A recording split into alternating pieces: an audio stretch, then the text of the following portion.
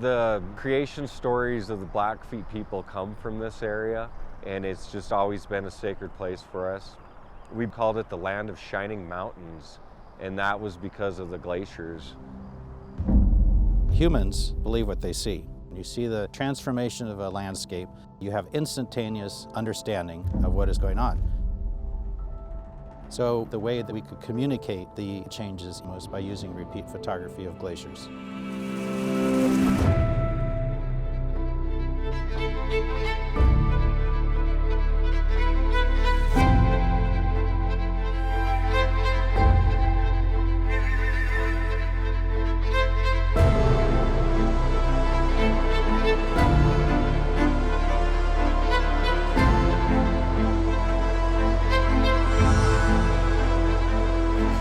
The Glacier project, something that's been on my mind for many years now. I really wanted to immerse myself in the landscape in a way that I really haven't done before in Glacier National Park. Just fell in love with that big landscape 15, 20 years ago and have been visiting it and spending time there ever since. First glacier of the trip. I think Glacier is so special because it's these glacially carved U-shaped valleys, hundreds of alpine lakes, lots of wildlife. You can just see that it's been shaped over eons by wind, water, ice, leaving behind an incredible and complex and beautiful landscape.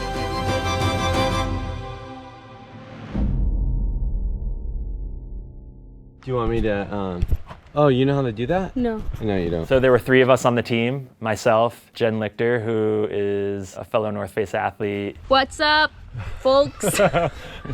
Jen's a natural. We're gonna measure packs to see the weight. 23.68. 22. 35. Wow. He's carrying a little child. Yeah. Also Stephen Nam, who grew up just outside of Glacier National Park, an incredible photographer, knows Glacier National Park better than I do. Careful, there's like a step missing. So we've got 12 days planned. We are hoping to make our way from the southeast side of the park in Many Glacier all the way to the northwest side of the park at Bowman Lake.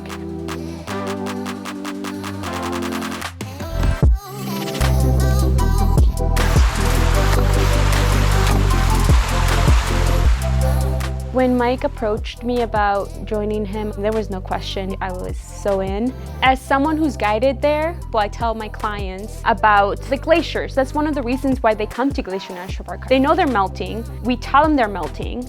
I wanted to experience that to gain a deeper understanding into what is actually really happening. Very nice! The hope with the project is to bring a more intimate portrayal of this changing landscape, and to do that through this repeat photography project, capturing some of the water of these glaciers as they melt. So cool. Sharing images from inside the glaciers, from the toe of the glaciers, where the glaciers used to be, and where they are today. Little trail stop here. What'd we find, Jen? We got huckleberries. Nom nom. Jen can't stop. Neither can Steven. Neither can I. We got a mama bear, mama grizzly bear. She's just enjoying the hucks, kind of like we were. I touched it!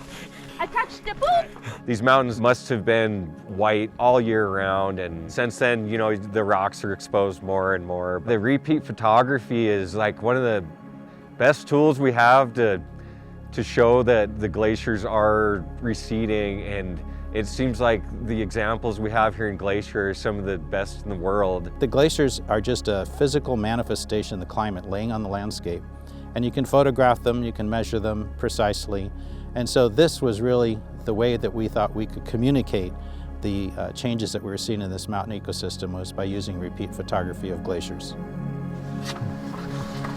What are you doing, Jen? Oh, what's up there, camera? That's one of the coolest views of Blackfoot. This one's sweet. Yeah, that is cool. AKA probably one of the largest glaciers still remaining in the park. If you didn't know, now you know.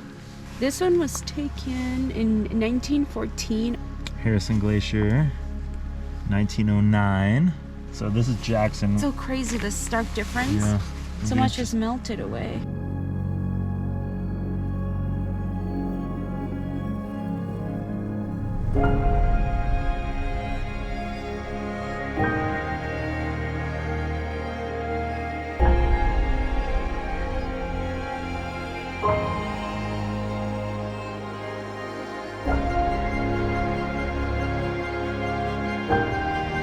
"26 remaining glaciers in the park.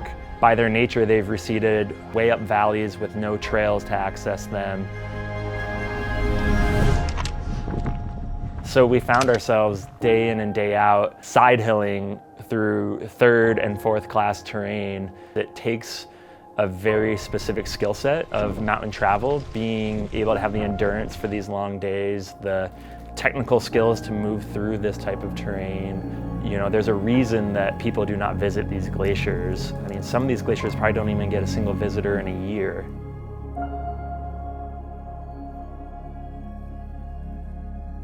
Mike, when he had approached me, said that it was going to be hard. He said he was going to be off trail, probably some bushwhacking, slow.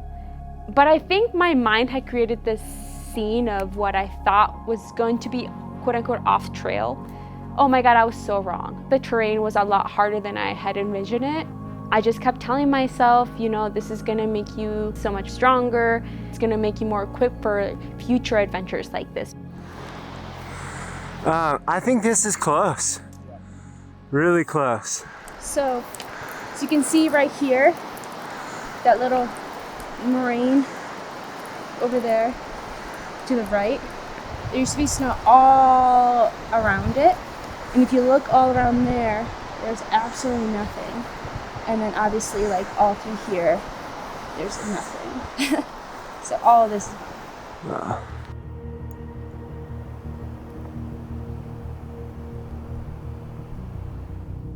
As we were hiking, I started feeling this kind of dull, throbbing pain on my right knee. I just kept thinking to myself, like, I don't want to let them down. Like, I don't want this to like stop them from reaching all these glaciers because of me. Update, Jen's knee was bugging her and getting worse and worse, and we thought it'd be the safe decision to turn around. This is Blackfoot Glacier. And you can see all the snow that's disappeared here. All the way there. We're bummed because Jen's down at the base of all this, really keeping our fingers crossed that things bounce back for her, because we really want her to be a part of these cool experiences up here. When we were visiting Jackson Glacier, to move across that landscape where the ice was and where it is now was a very visceral and powerful experience. Largest glacier in Glacier National Park, Harrison Glacier. This photo was 1909, so 113 years ago.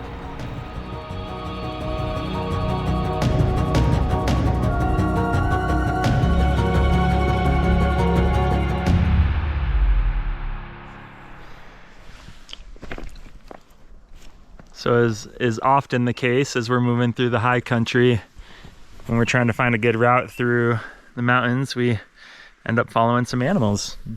Right here we got some grizzly bear tracks moving up this snow slope.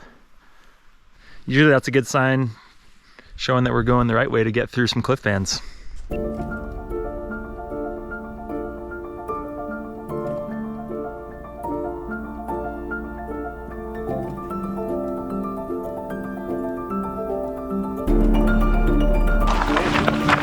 Oh, found some ice. This is the Salamander Glacier. And then there's the start of the Grinnell Glacier, that giant meltwater. That was wild, 99 years ago, September 3rd, 1923. And then there wasn't a lake here. It was under, I mean, I don't know, hundreds of feet of ice.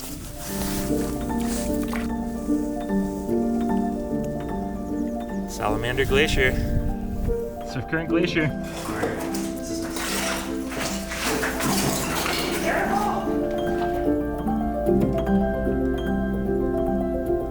We got really good news from Jen. She should be good to go, which is just fantastic news, and we're really missing having her out on this experience. All right, hiking up Ahern Peak. Team's back together again. Reunited and it feels so good. That's gonna go in the film. This trip was never about conquering Glacier National Park. It was about being in this landscape, helping share the story of this place, and doing it in a way that felt true to us. And so, yeah, we had to adjust on the fly often. It's awesome. Good morning. It's super sunny. Jokes.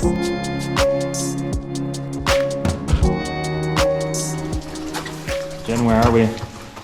We are below or underneath Cheney Glacier, and you can see the glacial blue that's frozen. It's moments like this, being underneath this and just listening to the water and just amazing light and seeing this blue ice and being in places in this park that very few people can make it to.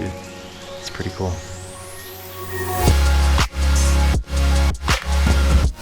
Survival school here. It's raining pretty hard, it's cold, and yeah, we're safe. That's all that matters. Here we are at the toe of Vulture Glacier. Trying to balance the feeling of seeing the change in these glaciers and also celebrating this landscape and the joy that we feel out there was definitely hard at times.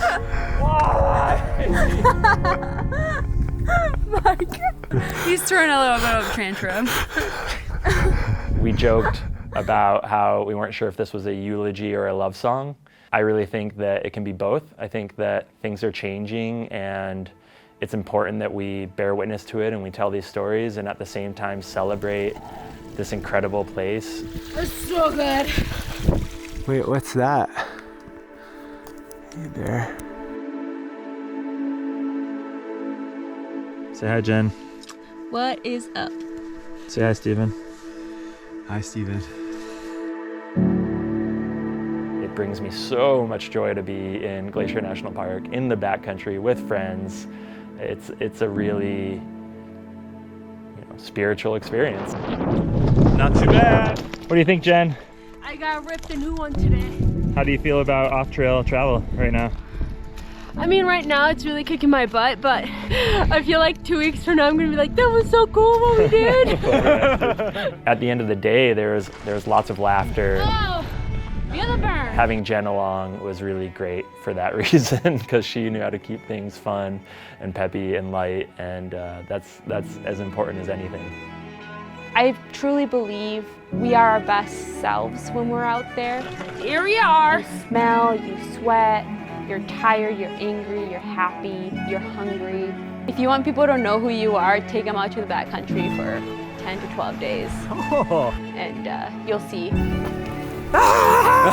Today's our last day. Kind of sad, but we're gonna try to reflect and not bury ourselves.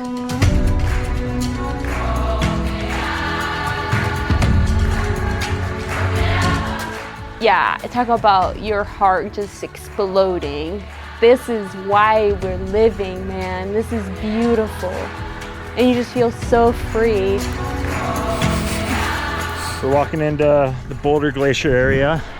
It's pretty wild. Just 100 years ago, this was all a glacier. So it has some of the most significant recession of any glacier in the park in the last 100 years. This is why we're raising awareness.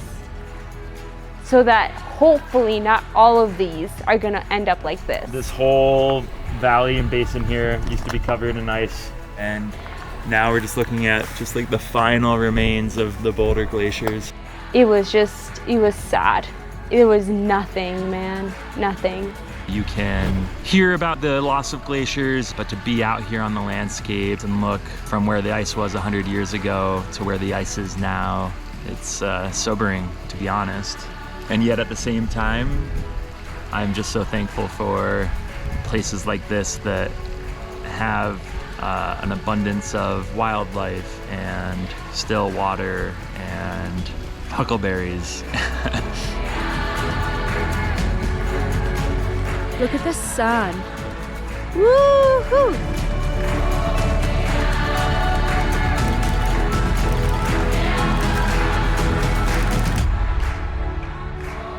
I think I'm still learning the impact of this trip. I feel a deeper connection than I ever have to Glacier National Park and that landscape. One of the things that I'm taking away from this trip is curiosity and a sense of purpose to traveling through a landscape, how that leads to a deeper connection and wanting to do something on behalf of that landscape, help protect it and be an advocate for it. And that place for me is Glacier National Park, but that place can be anywhere for anyone. And I just think that my biggest takeaway is how important it is to have a place you love and to care for it.